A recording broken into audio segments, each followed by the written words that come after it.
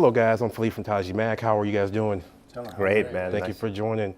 So how does it feel to tell the story of Isaiah Bradley, of Falcon, and of Mr. Captain America himself? It's absolutely thrilling. You know, these are really compelling characters, and you know, there was the Falcon and Winter TV series. But the goal for me with this movie was you didn't have to watch that series to be able to enter this story. So we really wanted to make sure that we set a firm foundation, and you got to see the chemistry and the dynamic between them early in the movie. You understand Isaiah's history. You understand why Sam feels connected to him, the legacy of Isaiah, and how that set the stage for Sam Wilson to eventually become Captain America. But then also the fraternal bond between Sam and Joaquin, and the love between them, and the big brother, little brother relationship. Those things are all at the heart of this movie, and they're a big part of what motivates Sam on his journey. And they're a big part of what points to that theme of empathy that was so important to me in this film.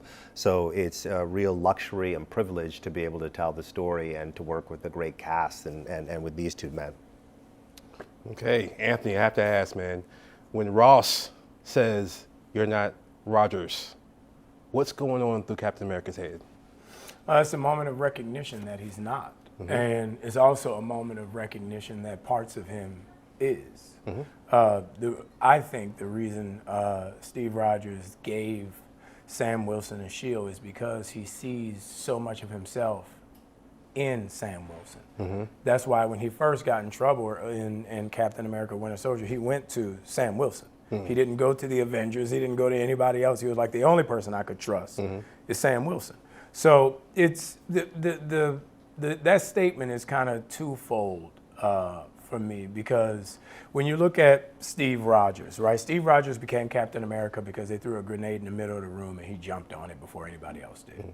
Same thing with Sam Wilson. Sam Wilson is 58th Airborne, which is search and rescue. They literally jump behind enemy lines and they pull people out through the chaos around them.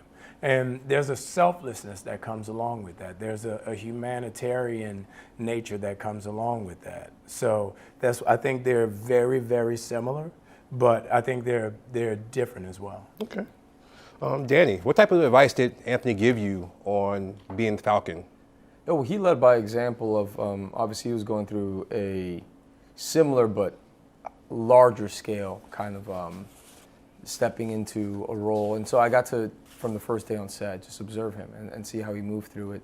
And the tidbits of advice he did give at every time was like kind of just like nudging this way. But one of the most important ones was day one on Falcon and Winter Soldier.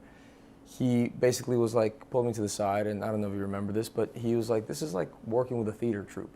Everyone here has been a part of this family for many movies before you. And that kind of, and he's just like, remember that. And what came with that was understanding that you're not going to change like this beautiful positive culture within it, but you could add to it with whatever I bring to the table. And so it was one of those, it kind of liberated me with knowing like, all right, you trust fall into the space. Everyone here is the best at what they do. And you get to instantly jump into collaboration mode instead of like trying to impose how you move through things. And so that's it. That's the piece of advice that has resonated with since. Okay, cool. And Julius, I know you went to go visit Mr. Mackie here in New Orleans. What's the first meal he gave to you, or showed you, or restaurant he took you to? Well, he took me out. I'm still trying to remember the name of the restaurant, but man, we had breakfast at this incredible place. And then actually the best part, and I'm a little embarrassed to say this, is he took me out for seafood and I ordered a burger. Yeah, I remember that. I was there. Anthony, did you tease him about that? You say, why you order a burger? Oh, man. I'm like, you in the seafood capital of the world. I'll take a burger. I love burgers, man. I don't know what to say.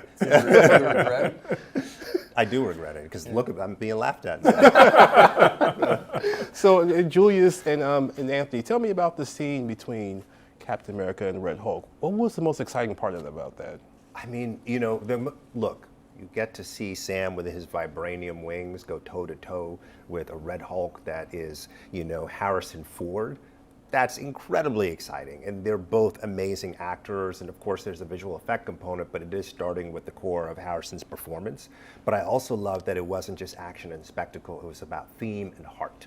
You know, the back and forth between them is the climax of everything that goes back to that conversation that you were talking about, where Thaddeus says to him, "You're not Steve Rogers." You know, these are two men who are on opposite sides of things, and this is where that theme of empathy becomes so important. So this climax and this conflict and this battle is awesome spectacle, but it's also character and theme, and that for me is the best way to tell a story. Okay. All right, Anthony, I know you, Sam didn't take the serum, but he took a beating. You sure it wasn't a special multivitamin or creatine that he was taking, man? Because that was a lot. No, I mean, look, the great thing about this movie and Sam's position in this movie is he's full-fledged, head-on, strong, become Captain America. He's accepted the mantle. He went to Wakanda, and as an appreciation gift, the Wakandans sent him a new suit with new wings so he could be the best Captain America. So if they needed him, if anybody needed him, he could perform to his highest level. And I think that's what's so fun about this. You get to see the culmination of the entire scope of Sam Wilson to this point, and then you get to see him as Captain America. There's a lot of building blocks, there's a lot of pieces that had to be put into place for him to be who he is. Like now he can go subsonic speed in his suit, you know? It's like there's so many things that have grown and matured because of him becoming Captain America that had nothing to do with the serum. And that's why, like him, I didn't want to get down to like 120 pounds and be like cheerleader size. I wanted to like Bruce Lee. Sorry. Let's start roasting that. like at a certain point, you know, if you're gonna take a punch, if he stands next to Kimbo Slice, who you think gonna give you a bigger punch? He's gonna miss it. Yep. Also, R.I.P. Kimball Slice. R.I.P. Yeah, you're right. R.I.P. That's Florida's finest right sir. there. So, you know, it was important to me to look the part as well as be able to handle the suit at the same time. So, you know, one of the things we talked about from the beginning was we've never really explored the suit. We've never really taken the opportunity to see it at its peak performance level, you know? So, you know, that was something very upfront and clear when Julius said it at the beginning that we wanted to take the suit to its precipice. And I think we did that. And I think people will appreciate it when they see how far we went. Yeah, I He's mean- got the wings, he's got that vibranium helmet, he's got, I mean, it's, as Mackie's saying, it's next level. So what he can do now to go toe-to-toe with just about anybody is pretty remarkable. Yes, a lot of arsenals. Honor, dignity, integrity is what you mentioned Captain America is. And it is Black History Month, of course. Which historical figure would you think will be able to take on the shield and why? I saved the best for last, gentlemen. No, I got you. I would say my dad. You know, my dad grew up in rural Louisiana and moved to New Orleans with a hope and a prayer and a family. And, you know, worked every day to make sure that we didn't need for anything. And I'm proud of that. I think about that all the time when I think about, you know, where I came from. And, you know, my nephew is at Howard working on his PhD.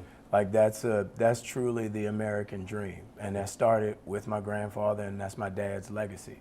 So I'm proud of that. And that's a real superhero to me. Coach, Julius?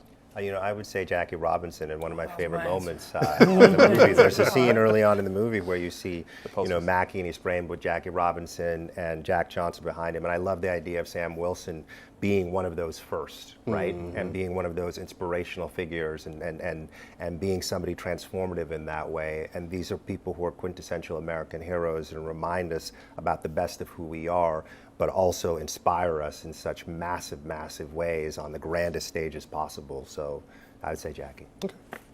That was my answer that you took right off. But I think I'd go Walter Payton. I think he's someone, obviously named Sweetness, but someone that led his life with nobility and honor, and he was incredibly empathetic, and he's got awards named after him for just the type of person he was. And he's also that stiff arm he gave, I'm pretty sure Sam does some of those in there. That forearm right to the chest. Yeah, his running style also actually might be very much like because it's agile and power. I mean, you can start breaking down film right now, but I think Walter Payton. All right, well, thank you guys. Really appreciate the movie. It's very exciting. Hopefully everybody gets to see it here soon. Thank you. Thank you.